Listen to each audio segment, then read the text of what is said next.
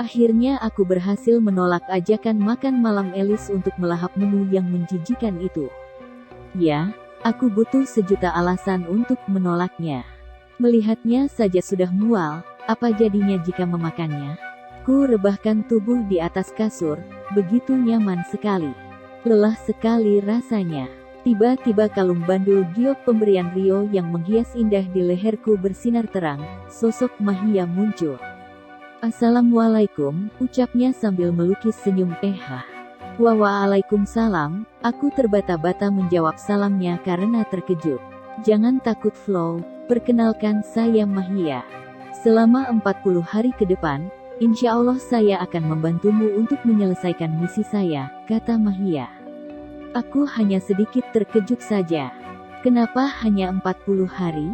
Apa itu cukup untuk menyelesaikan semua masalahku? Sebenarnya dalam sehari saja, saya bisa memberitahukanmu tentang segalanya. Mengenai keluargamu, kematian kakak dan ibumu, serta semua hal tentang ibumu yang ada di bawah itu. Asal kau tahu saja, dia sebenarnya adalah manusia berbau iblis. Mahia mulai menjelaskan. "Maksudmu, Mama Elis, jika kau tahu segalanya, kenapa perlu 40 hari untuk mengungkap semuanya?" tanyaku antusias. "Tentu saja yang saya maksudkan adalah Elis." Ternyata kamu ini sangat tidak sabaran sekali ya. Begini, bangsa kami kaum jin mengetahui segalanya perihal manusia, termasuk masa lalu dan masa depan mereka. Jadi, tak heran banyak manusia yang tersesat yang bersekutu dengan kaum kami, hanya untuk keuntungan pribadi di dunia saja. Mereka membuat banyak perjanjian dengan para jin, yang sebenarnya itu hanya merugikan hidup mereka saja. Tapi saya berbeda, aku adalah jin muslim. Kau tahu Flow, sebaiknya jangan percaya kepada saya 100% karena sebaik-baiknya jin muslim, kami adalah seburuk-buruknya manusia. Aku masih mencoba mencerna penjelasannya, karena rasa kantuk ini membuat pikiranku menjadi sulit berkonsentrasi. Tapi kemudian Mahia berkata lagi, "Saya bisa saja mengungkapkan segalanya sekarang, tapi itu bukanlah kapasitas seorang jin. Itu melanggar aturan, hanya Allah yang maha mengetahui akan setiap nasib dan takdir para hambanya. Lagi pula, pada misi ini saya punya tujuan lain dan saya pun akan memiliki syarat yang harus kamu penuhi." "Aku pikir, kamu ingin membantuku dengan tulus?" tanyaku dengan nada kecewa. "Hahaha, jangan terlalu polos begitu. Saya juga ingin mendapat keuntungan dari menjalankan misi ini," jawab Mahia. "Apa syaratnya?" lanjutku penasaran. "Saya ingin kamu berhijrah menjadi manusia yang lebih baik." "Itu saja, mudah kan?" jawabnya seolah meyakinkan. "Maksudmu?" aku menjawab dengan menerawang ke dalam diri sendiri. "Selama ini aku tak pernah menjalankan kewajiban beribadah, sekalipun aku ini muslim." "Ya tentu saja.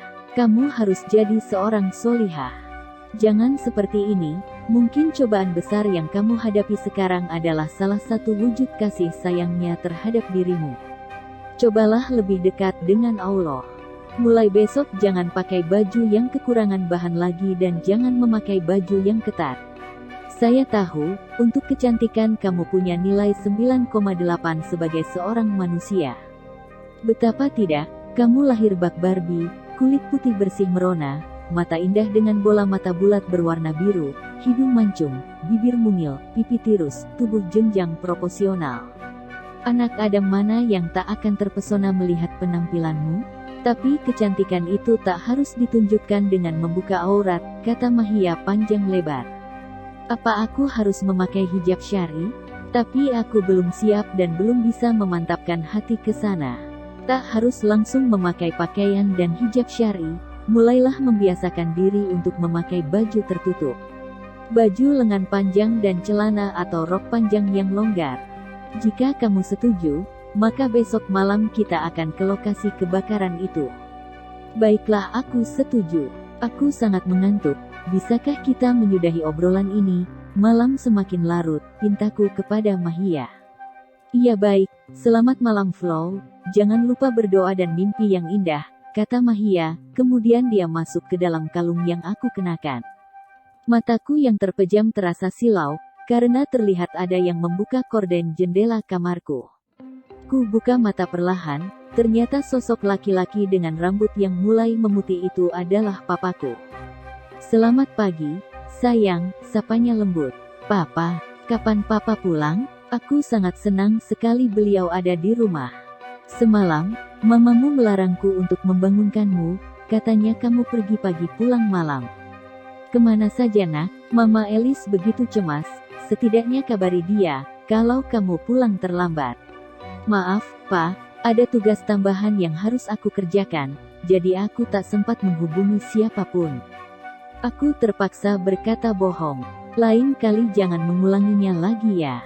Ayo bergegas bersiap dan sarapan, kita akan pergi jalan-jalan." "Maaf lagi ya, Pa, hari ini Flo sudah ada janji dengan teman." "Jadi, kenapa kalian tidak pergi berdua saja? Manfaatkan waktu terbaik Papa untuk Mama Elis." Aku mulai mengukir senyum sambil mengedipkan mata. Anak nakal hehehe. Sudah sana mandi." Aku pun telah bersiap dengan menggunakan kemeja berlengan panjang dan juga celana panjang, sesuai dengan anjuran Mahia. Beberapa menit kemudian, Papa dan Mama Elis pergi. Pagi ini sangat lapar, tapi aku putuskan untuk makan di depot dekat rumah saja. Aku merasa trauma makan masakan Elis. Sejam kemudian, setelah makan, ku putuskan untuk menghubungi Rio. Aku menunggunya di halte biasa. 30 menit kemudian, dia tiba dan kami pun langsung bergegas. Ternyata Rio membawaku ke toko buku terlebih dahulu. Dia terlihat membeli banyak buku. "Flo, semua buku ini untukmu," ucapnya singkat. "Kenapa kamu memberikan buku sebanyak ini?" tanyaku penasaran. "Itu adalah buku religi mengenai kisah teladan yang perlu kamu baca. Beberapa di antaranya adalah kisah tentang Khadijah, Siti Aisyah, Fatimah Az-Zahra, Zulaikah, dan lain-lainnya. Ada juga kisah Mutiah di dalam salah satu buku tersebut. Kamu bisa membacanya, supaya bisa memenuhi syarat dari Mahia, karena ada banyak hal yang bisa dipelajari tentang mereka. Hal pertama, kamu harus mengetahui tentang Mutiah." "Siapa Mutiah?" Singkat cerita, Fatimah Az-Zahra bertanya kepada ayahnya, Rasulullah Shallallahu Alaihi Wasallam. Dia bertanya, "Siapa perempuan pertama yang memasuki surga setelah Ummahatul Mukminin, setelah istri-istri Nabi Shallallahu Alaihi Wasallam?" Kemudian, Rasulullah bersabda, "Dia adalah Mutiah." Fatimah merasa penasaran dengan sosok Mutiah, sehingga dia mencarinya untuk mengetahui di mana rumahnya. Setelah mengetahui mengenai tempat tinggal Mutiah, dia meminta izin kepada suaminya Ali bin Abi Thalib, dan mengajak Hasan putranya untuk bersilaturahmi ke rumah Mutiah di pagi hari.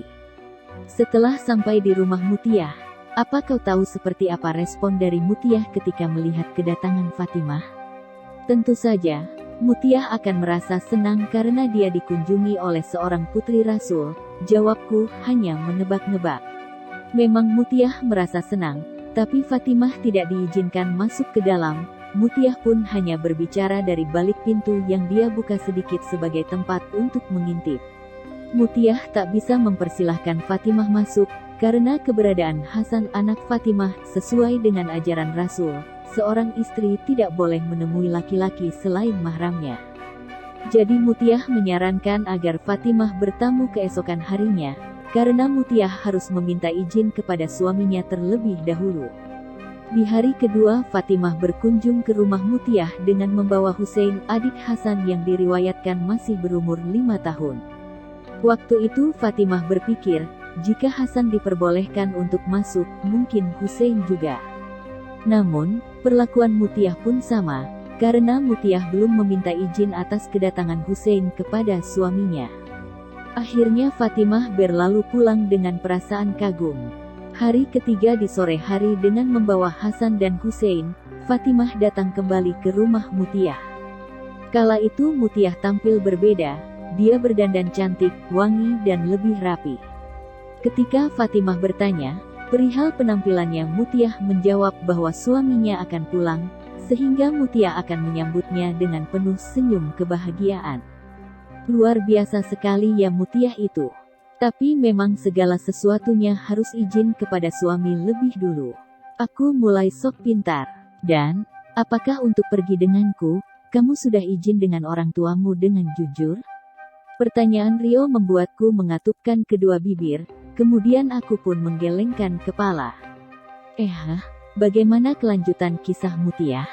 Jawabku mengalihkan pembicaraan. Beberapa saat kemudian, suami Mutia pulang. Kemudian, kedatangannya disambut hangat oleh Mutia. Suaminya dituntun menuju ke kamar mandi. Mutia memandikan suaminya dan memakaikan bajunya. Setelah keluar dari kamar mandi, Mutia menuntun suaminya ke meja makan. Lalu, Mutia pergi mengambil rotan. Mutia berkata bahwa dia bersedia dipukul dengan rotan apabila dia punya kesalahan dalam menyiapkan makanan yang sudah seharian dia masak itu. Fatimah yang melihat setiap kejadian itu merasa terkagum-kagum. Akhirnya Fatimah mengerti kenapa Mutia adalah wanita pertama yang masuk surga setelah Ummahatul Mukminin.